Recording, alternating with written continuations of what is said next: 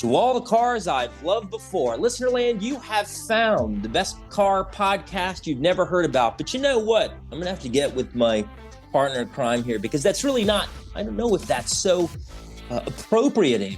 Heard around the world, yes. And we would like to welcome our new listeners in Phoenix, Arizona, New York, Highlands, Texas, Avon, Indiana. Yes, Avon.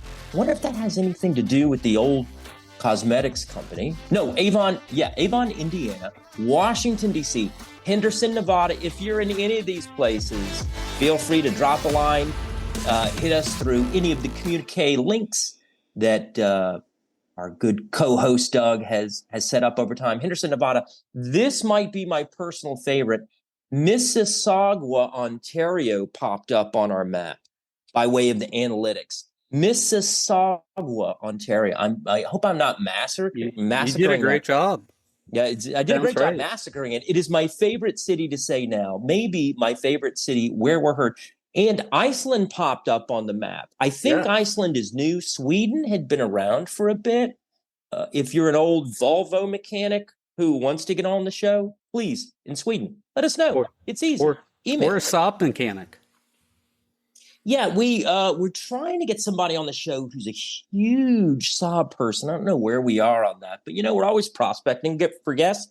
But if you'd like to be on the show, it's easy. I'm going to tell you how. Christian at carslove.com, Doug at carslove.com. Let's see. Or you can go to our link tree, and there is a link. Do you want to be our guest? So easy. And let me spell it out for you. linktr.ee/carslove.com. That's a great little switchboard. Doug's been working on that. It took a quantum leap forward over the past week because we want to make it easy. We want to meet everybody where they're at. So if you're a social media junkie, you can catch us on Facebook. What else do we have? Instagram. We're now on YouTube, effectively the second largest search engine in the world. We're posting content. You'll see nuggets and snippets. So the way that, as we study the industry, the way that we can keep posting on a regular cadence is to slice and dice a lot of the hours and hours, dozens of hours of content that we have right now. And so you'll see these snippets getting spun off, and that helps us remain publishing in these different along these different vectors. Where else, Doug? Did I get them all? Carslove.com. Yeah. People listen to us on the site player, which I never would have thought initially. Where else? What are we missing? Anything further on how to get a hold of us? I think our link tree. Say it for us. linktr.ee/carslove.com. No, not .com, silly.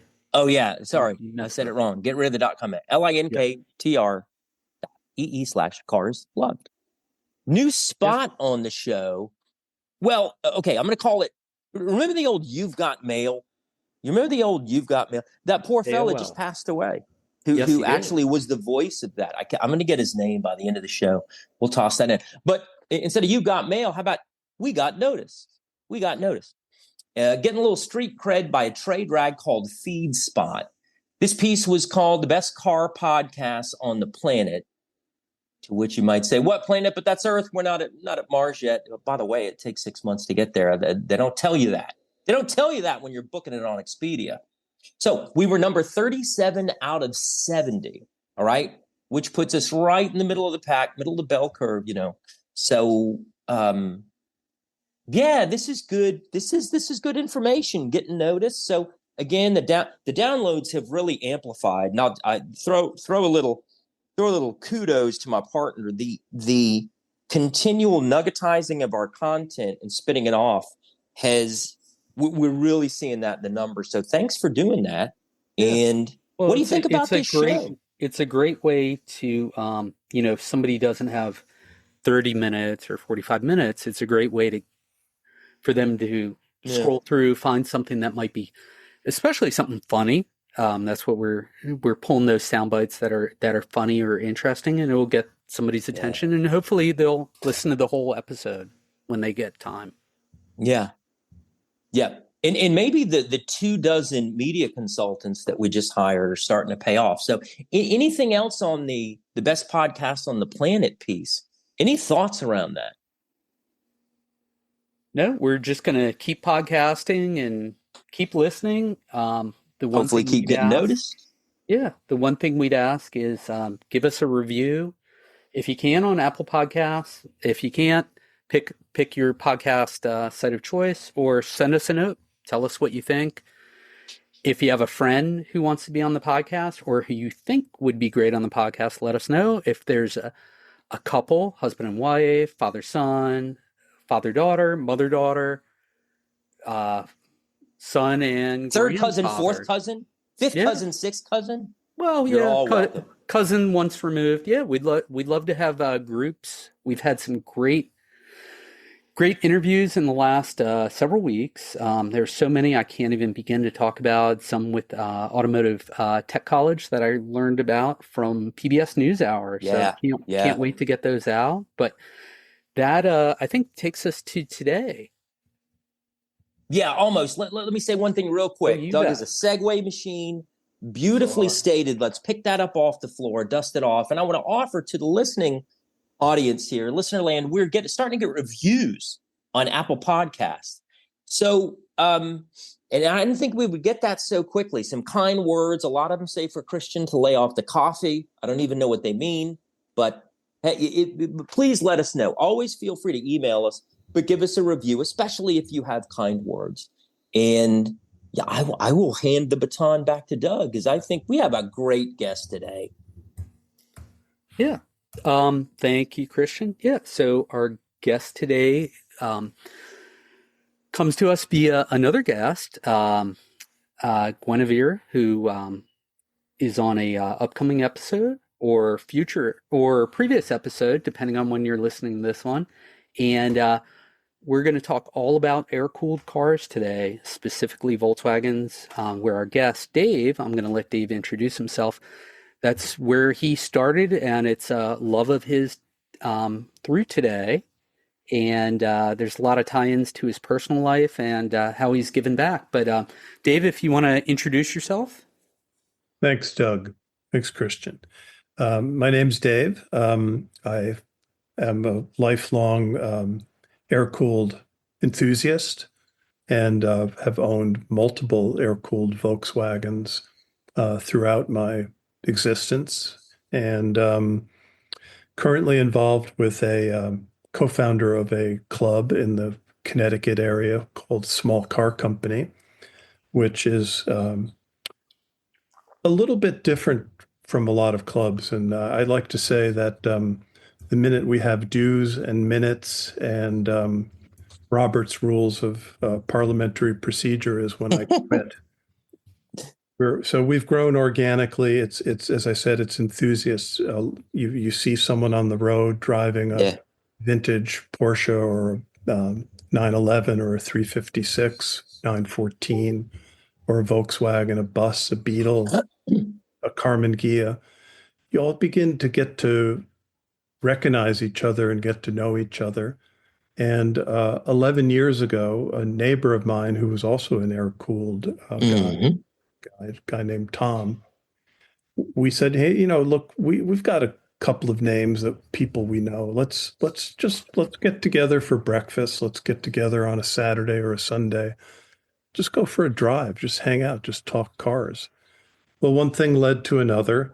After a couple of those wonderful, informal, completely impromptu, unplanned, and rallies where most of our time was figuring out how lost we were, but never without a smile. I woke up one morning and said, you know what, this could be a club. And now wait, how long did that take? How long did that take before you kind of met? I would say it fermented throughout a summer, and then kind of the winter passage when we weren't driving, I sort of began to put that whole sort of world together with. You said, I miss these guys. I miss these guys. Yeah, so just a few months. So that's relatively quick. Sorry, I didn't mean to interrupt. Please continue. Love the story. Love the story. And but I think the other essence of the club is, how do you keep these obsolete cars on the road? And I don't think that's a, a condition or a problem that's particularly true just only for Volkswagen and Porsche. It's all these obsolete cars. You Right. talk to people. Hey, do you know I'm having this trouble? Do you know a source? What about this part? Do you know someone who could do this and do that?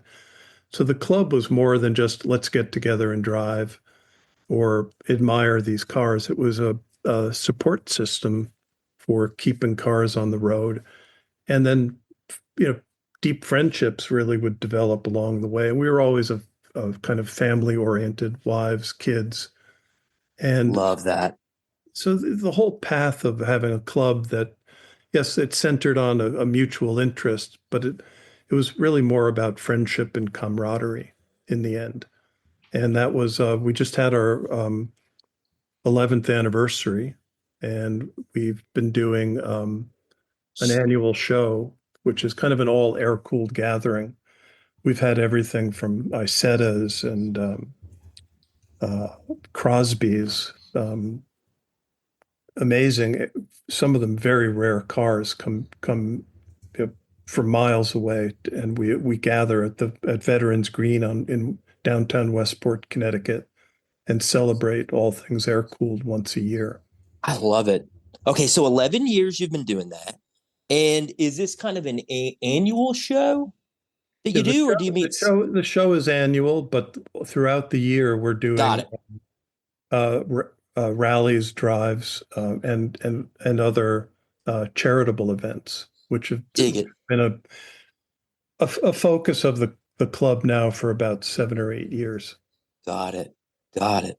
Well, that sounds fantastic here. And before I stick you in the Wayback Machine and we go back to your first car and we talk and think about how it all started, I have to tell listener land that you have the neatest wall art behind you, I think, of anybody. And so, if you don't know, to people listening, we have a video conferencing set up here so I can see what's so. I'm a very nosy person, and I like to see people in their element, right? So I can see Dave over this video conference, and over his right shoulder, he has the deck lid to one of his beloved VWs, or maybe it even predated you, right? And It it's does predate me. backlit. Yeah, And it's sort of backlit. It's a beautiful thing here. And I wish everybody could see it, but But maybe through the there's a great story behind that Dave told us. Maybe you could tell the audience real quick, Dave, about the story and the tie-in to the small car company, the original. Well, I think it's one of those, for me, meant to be kind of things. mm, Love it. It really unfolded like this, and I appreciate, Christian, what you're saying, that mm, it was you know, it's a deck lid, it's a piece of art in and of itself, but hung on a wall and backlit. yes, And you probably can't see it, but there's also the license plate frame, and there's a decal that say the small car company on it. I can. And therein lies the story that Doug mentioned. So in that winter fermentation where we've said, let's make this a club, got to come up with a name. And I said, well, to my friend Tom, let's call it the small car company because we live in a town where the probably back in the day, the small car company, which we tipped the hat to as the name of our club, was the largest air-cooled VW dealer in the country for a while. I think they came to be in the 50s and folded tents as a car dealership in the late 70s.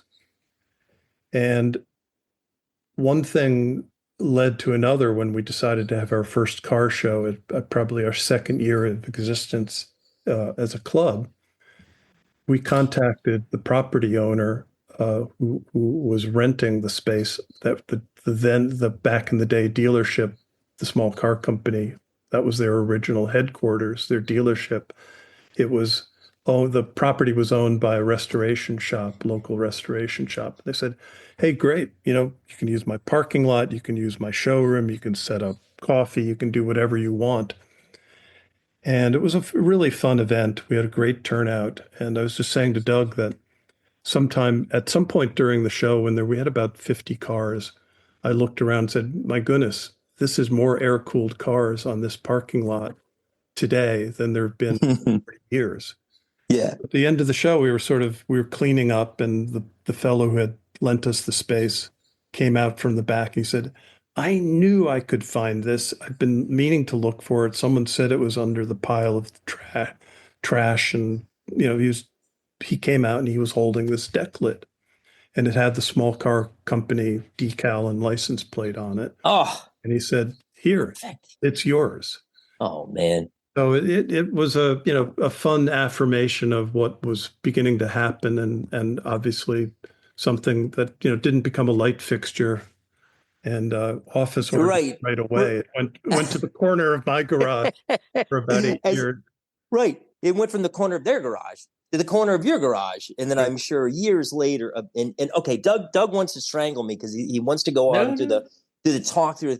But the air cooled show that I went to down here in Pensacola called the Rare Air Show. Oh, it was so good. Oh my gosh. And I gave out a bunch of cards and I haven't heard from, but they had that your deck lid reminded me of all the parts for sale, door handles, dashboard pieces, lids of every stripe and size. Just with masking tape and a little price on them. So wonderful. And anyway, okay, let's go way back to when you were a young man, because it all had to start somewhere. Dave, where do you want to kick it off?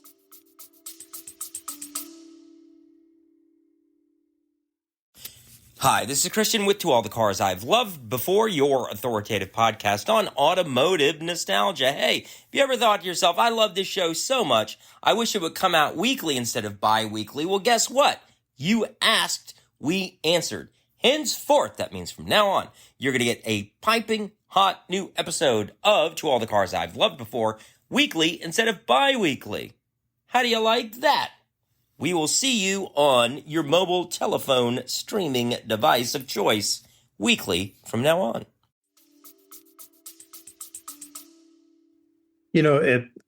It preparing to meet you gentlemen, I began and was asked to think about all of that, which I hadn't for a long time, and that was a real pleasure. And it's a very simple story.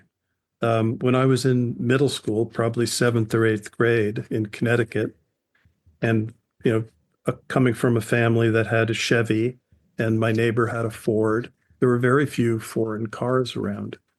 And a friend of mine who became a friend in 7th or 8th grade his family had just come in from California, and the parents were a very kind of stylish couple that, tall and tan and playing tennis all the time. And they drove a oval era, mid-50s Beetle, beautiful black paint with a beautiful red interior. And I was in love with the car. Sounds beautiful. I can't explain the why or how, just it was. Yeah. Love at first sight. Yeah, I can see it in my mind's eye from your description. I can see the car. Beautiful.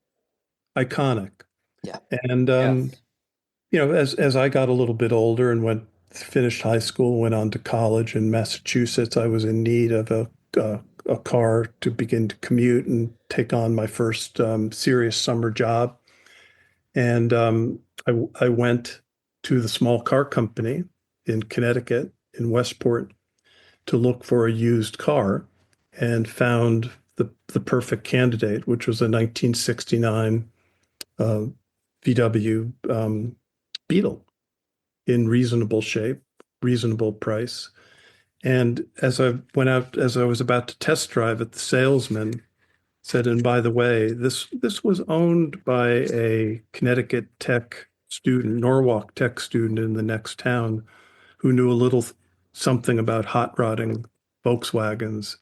So it might feel a little different than what you're used to. And it was mildly hot rodded. It's probably raised compression and a couple of other, bolt-on types of things. And it was a great car. I just drove the heck out of that car and loved every second of it. And without getting too wordy about the whole thing, it was also an opportunity to begin to learn to wrench on my own projects Yeah. Yeah. and maintain the car. And I found that I absolutely loved that process as much as I loved the car itself. And had that car for years and went on to own a 73 standard Beetle, a 66 Beetle convertible, and a 72 Super Beetle, which I currently have So you both. have a type. We could say you have a type. I would say so. That's a very accurate statement. Yeah. Good reporting. Yeah. Okay. So, Yeah. and then early on, let me squeeze in here real quick, partner. One of the things that you had mentioned earlier that I thought was, I just want to tease it out a little bit. One of the things that you really love about these automobiles in general, okay, is being able to drive forever on $5 worth of gas. Love that. And fewer times at the line during the gas embargo. And for our younger listeners, very real, very real thing. So if your No, license, that was a real so, part of the early experience. The yeah, gas Yeah. embargo hit very heavily, and the ability to, you know, what is it, a 10 and a half gallon tank of gas would just take me anywhere I wanted to go without, being crushed by the experience of being on lines or, now, worried about getting stuck. yeah, yeah. I read somewhere that if you would look at your license plate, and if the last number was odd or even, you Yeah, you would had go on odd a and different. even Is fill that up rate. true? It's definitely true, and it Whoa. combined with a $3 limit when it got really bad. Oh, I didn't even know of that. Yeah. A limit. Wow. Okay. So Okay. the three Yeah. dollars in the 70. family Chevy station wagon went a little differently than You're Right. reading my mind. That The was the next thing distance. I was going to say. As they say, your mileage may vary. Sorry, Doug. I didn't mean to interrupt. No, We got no, all these questions, man. no. I'm glad you mentioned it. I think the oil embargo started in 1973, was it? this. Yeah. Yeah, that was the year I was born, so I knew there was some significance there. There Um, was another experience that I had, two yeah. experiences that maybe not to go too far afield, but one No. was going with my then girlfriend, who is now my wife of over 40 years, on a ski trip to southern Vermont, and it snowed. And at the bottom of the access road to the ski mountain were all these cars that couldn't get up the mountain, the access road. Hmm. And I said, I think we can do it. And I had snow tires, but the combination of the weight displace or transfer at the back, the engine over the rear, transaxle, all of that, um, the little engine that could made the trip. Yep. Oh, so good. But I think Guinevere told us I think it was her, that there was a Volkswagen ad, and it said, what car does the snowplow driver own? Yeah, those were the iconic ads by, Yep. uh, I guess it was a significant Madison Avenue ad agency. I think it Yeah. Yeah. was B&O. They they were all black and white, beautifully photographed with these wonderful taglines. They're quite collectible, of Yep. course. You probably saw them at your swap meet in Florida. No, no, no. I had not seen that, but then I went online. Oh boy, I think we saw some last night when we were talking. yeah, we did the top 10 most memorable Volkswagen ads ever Ads. created, and Yep. boy, there are some good ones here. Yeah, brilliant, brilliant. Sorry, Doug, keep going. Keep No, going. that's okay. So, yeah, so I'm glad we were able to bring up Volkswagen use in snow, and of course, being air cooled, how well they run in the winter. So how long did you have that first car for, Dave? I sold that car about a year after the oil embargo to a local teacher because at the time I was moving to New York and didn't need a car. Right, exactly. And what was also a very interesting experience as a as a car owner in general is that I didn't lose that much money selling it, and because it just was running so well, it held up. Who knows how many more miles could have been put on it at the time that it was being sold? Do you recall how many miles approximately towards the end of its time with you? Probably 50 to 60,000 miles. Okay. Yeah. So it had a couple 100,000 more in it for sure. Easily. Yeah. Yep. Yeah. Awesome. And so you were in New York for a while, and then eventually you got out, right? Finished, moved a little south. At North. when my academics were happening in New York at the same time, there were summer jobs, and I was still in need of transportation. But during this process of me finding the '69 Volkswagen, father, who was a decorated World War II veteran, was very upset with me. Couldn't understand why a son of his would buy a German car. Right. The simple logic was I risked my life to beat them. And my youthful response was, your generation did beat them, and that's why Wolfsburg would go on and make these incredible cars that people like us can afford and buy and use them as transportation. What a reasoned response. And their culture, right?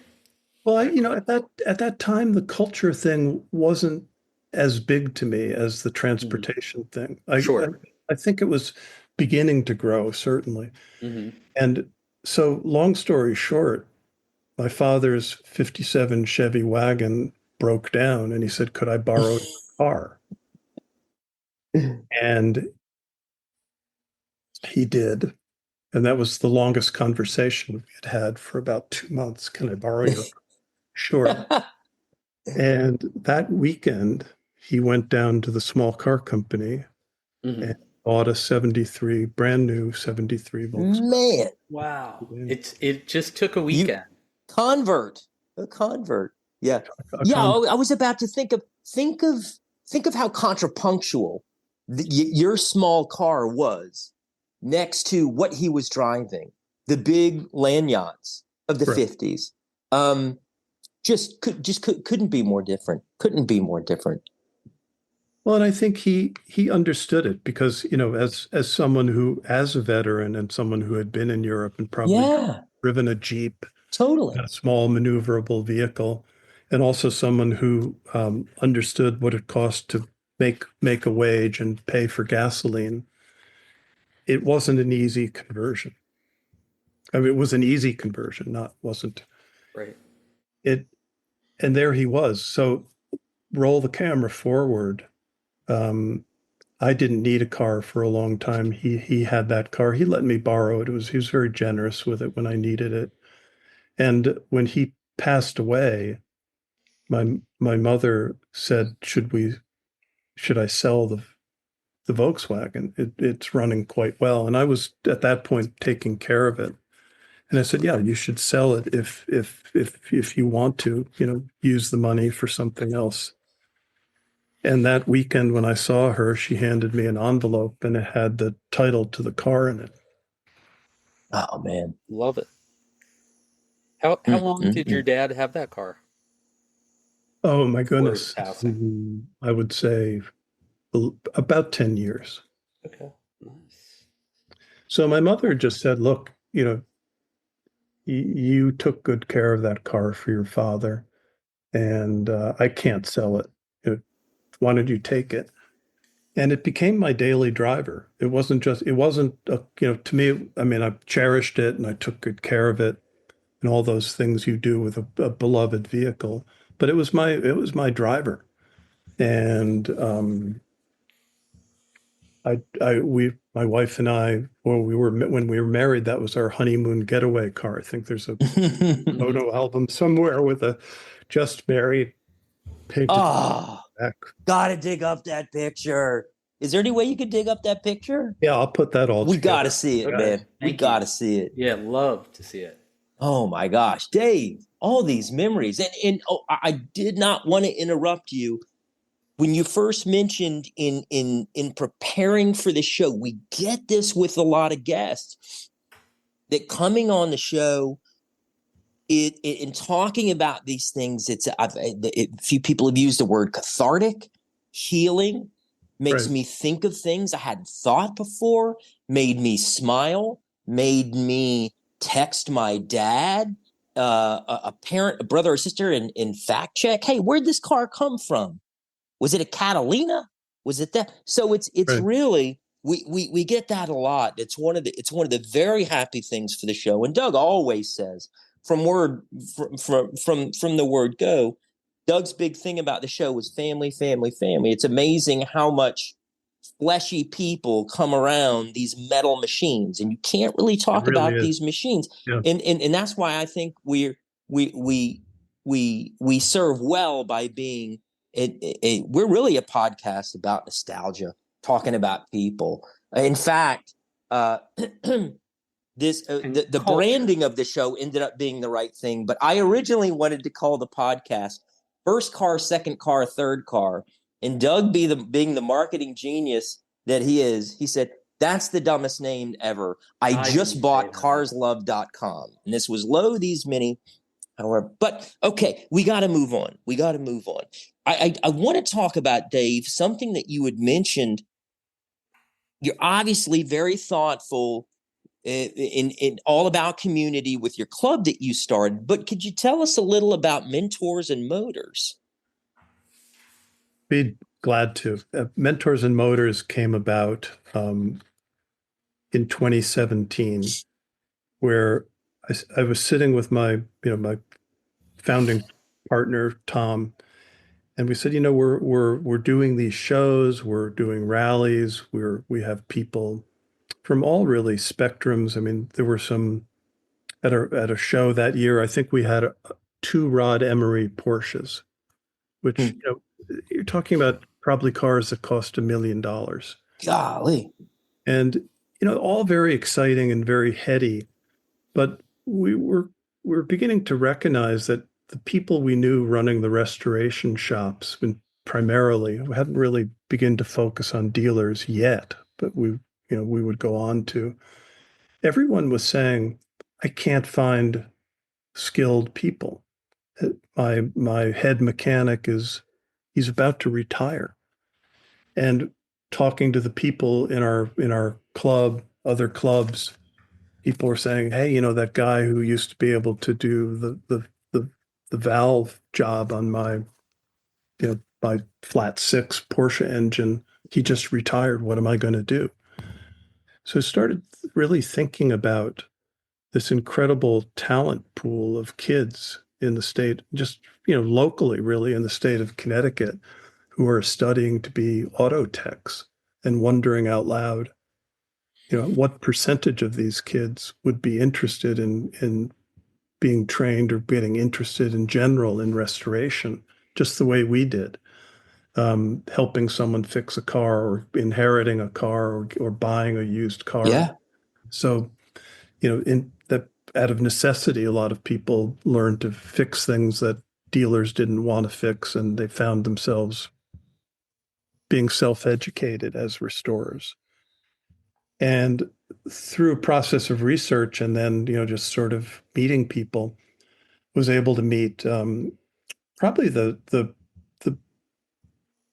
strongest educator or instructor in the state at the time, who was the department head at the Bullard Haven Technical School in Bridgeport, which is part of CTEX, Connecticut Technical Education Career Systems, learning that there were 10,000 students in the state of Connecticut studying auto technology.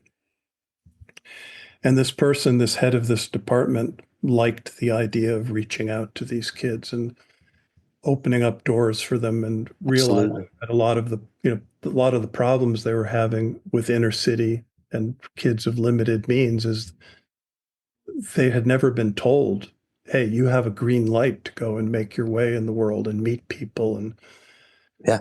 self-advancement, things that we thought we could help teach because we're not teaching them the ins and outs of being a mechanic. We're teaching them about life Yeah, and life skills. Yep. so it was a marvelous experience, and I'll send you the a picture of it. They said, "Why don't you come next week to meet the students?" And by the way, our classroom is a garage, and here's the big door. Drive your car in. So I grabbed my 72 Super Beetle, which is a very interesting car because it's a 200 horsepower Volkswagen What? Holy Whoa. crap. with, set up like a German look car with, all the customized suspension. It's sort of, like, where I took it to with that particular build. Yeah. So I Yeah. thought the kids would be interested in that car because it still is so primitive. You could put it on a lift, you could open up the engine bay, you could understand all the systems of a car just almost by looking at it because of its simplicity. And maybe that's in the end what was so enduring for me.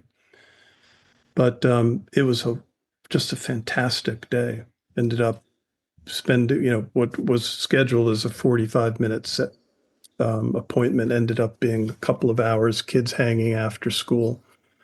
And so the Mentors and Motors just became a manifestation of finding these kids, talking to the instructors, bringing them to events, having them hosting them at our own events.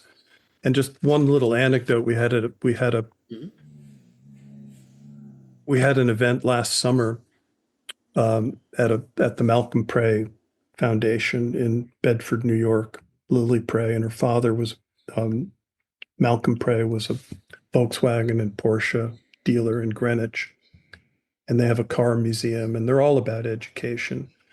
And we had a marvelous group of mentors. We invite people that we know, and one particular fellow is the owner of a significant restoration shop, and he was very impressed by this one sophomore from Canar Tech, Mhm. Bethel, Connecticut, and that kid's now working at that shop. He started one Oh, summer, Dave. cleaning parts, and then but I said, well, this fellow shop owner said, Bob, how did you recognize this kid's talent? He said, I could just tell by the way he talked about cars. Mm, There was mm. something there. And when I Passion. spoke to this young man's instructor, they said, oh yeah, so and so. Not only does he's a great tech, very intelligent mind and gifted mechanically. He can draw, if you say draw a picture of an Audi TT, you just get the pencil out, draw a quick sketch. Oh, wow. He was an aesthetician as well, which struck home for me as an architect as something that's a huge component. So Mentors and Motors moving forward, there's a lot of so-called STEM education, science, technology, engineering, and math. And we're going to put the A in that and do some STEAM work with Steam. the A Yep. being art. Not with a steam engine. It No, won't be with steam. It will be with gasoline. Yes. Air cooled. and Air cooled. so the whole Mentors and Motors program is really STEAM. It's science, technology, engineering, art, and math. Yeah. And Yeah. it's really about people as much as it is about the cars. I, when you said steam, I thought you were going to say the A stood for automobiles because anymore, when you work on an automobile, you're working on a computer with wheels. You know, That's right. if you go into today's job market, that's what they're going to look for. You have to be credentialed. You have to get certificates. I can work on this sort of system, this Yep. subsystem. Modalities. Yep. Yeah, you got it. So To quote one of our past guests. These kids graduate with a ASE certificate. They're not, and that's they're, it. they're, That's it. they're yeah, they're on the glide path. Give them about 8 years, they'll have their master mechanic certification. Yeah. What's interesting is a lot of them are being snapped up by the aerospace companies, Oh, Sikorsky, wow. Pratt, Huh. because they have all the prerequisite skills to be cross-trained in aerospace. Nice. That's an interesting little Wow. detour. That's an That interesting is. detour. Yeah. Wow. That is so beautiful. Thank you for sharing that. So as we guide the podcast to the off ramp here, Dave, I just wanted to say that the mentors and motor, the thing that sticks out to me is that, you know, it allows for young people to understand that learning is not a book. I feel like you get taught that, you know, from a very young age, and you can rethink the formal structure of education as it sits, and that's what you're doing. That's what you present to these young folks, and I think that's just a wonderful thing. And I tell you what, partner, I think we're running close on time here, and one of Dave's problems is that he's so interesting. We knew we weren't going to get to it all in one podcast, so I think we're going to have you back, Dave. But could you tease just a little bit some of the car judging? Now, we've never had a car judge on before. Concours judge. Concours judge. I'm sorry. Yeah. Do you want to describe? Can you describe that in just a moment or two? And I would like to have you back on a future episode to not only talk about that, but Doug and while he was talking about his the club that he has, I would love to get up there for one of his rallies and one of his cruises. Be a great opportunity for some video content. Yep. Sorry, Dave. Spring. Let's do it. Absolutely. I say we do it. I say we road trip to see Dave. But Dave, tell us a little bit about the concours judging. Well, I think, for me, it was the evolution of being in the car community. It wasn't something that I woke up one day and said, I really want to aspire to this. So it started, like a lot of things, innocently, with someone saying, hey, could you help out at this event? And someone else saying, hey, we have an air-cooled section at the New England Concours, which was the first one that I did. Could you be the head judge for air-cooled? And, I think I had an immediate case of imposter syndrome. And, when someone's going to tap you on the shoulder and say, if you just step right this way quietly, and, But you strike me as the perfect package. The perfect package. You have all the elements that I think would lead you to do well at that. Well, and I appreciate that, because part of the element to me is, it's for me, when I'm a judge, it's people first. What is the story of how did this person get connected with this car? What brought them to this moment in time where they're taking this incredible, if it's a concours event, it's the best of the best. These are cars with a pedigree. These are cars that, the best examples of their kind. And so what would bring someone to that moment in time in their own story? And I think it's just, for instance, at the New England Concours, the Volkswagen that was represented there was the rarest early Volkswagen bus that I've ever seen. Oh, man. It was, it had 8,000 kilometers on it. Somebody do the math. So that's not a lot. No. It was, in iconic colors of candle wax red and sepia brown. And it smelled like a new car. And the person who had it was a lifelong enthusiast, obviously someone who had earned enough money in his life to be able to buy something like that. It had traded hands many times. Yeah.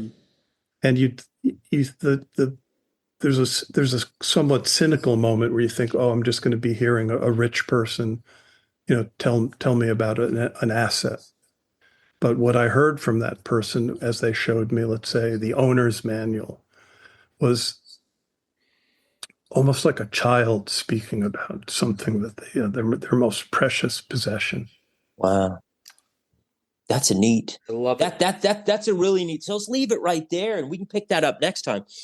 But that's a really neat one thing that's really struck me about many of the people that we've had on the show is that they ended up getting their dream cars, but they're not independently wealthy.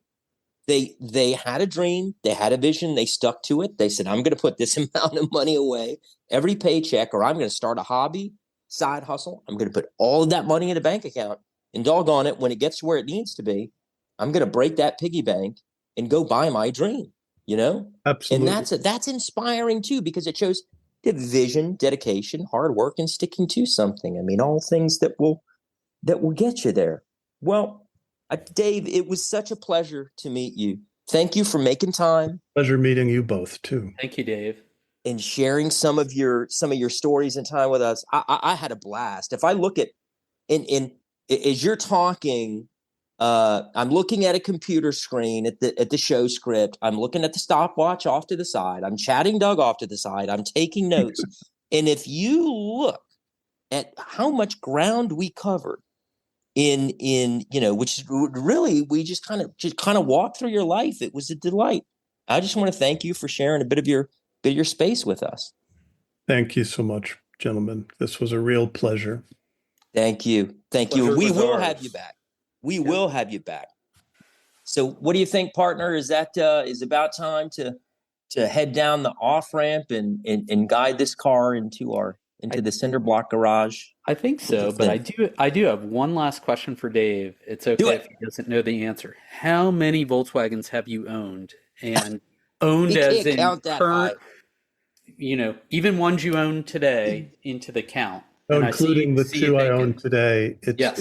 it's less than 10. It's probably 7. Okay. That's That's a significant. lot. That's a lot. And not all Beetles? No. No, I've only had Beetles. I've never had that's what I thought I heard you say, Yeah. only Beetles. Yeah. So 7 Beetles. No, the Touareg. He drives daily. Well, you're air-cooled. Yeah. I have my daily sorry, driver. I missed that part. yes, I missed that part. I did mean classic. But yes. Apologies. He also has a Volkswagen as his daily driver, but it's a modern water-cooled Volkswagen. That's And right. did I say it properly? Touareg? Touareg. That's the first time I've said it properly my entire life. And I think that the people who speak German, they'll put a little bit of a W, the Touareg. Okay.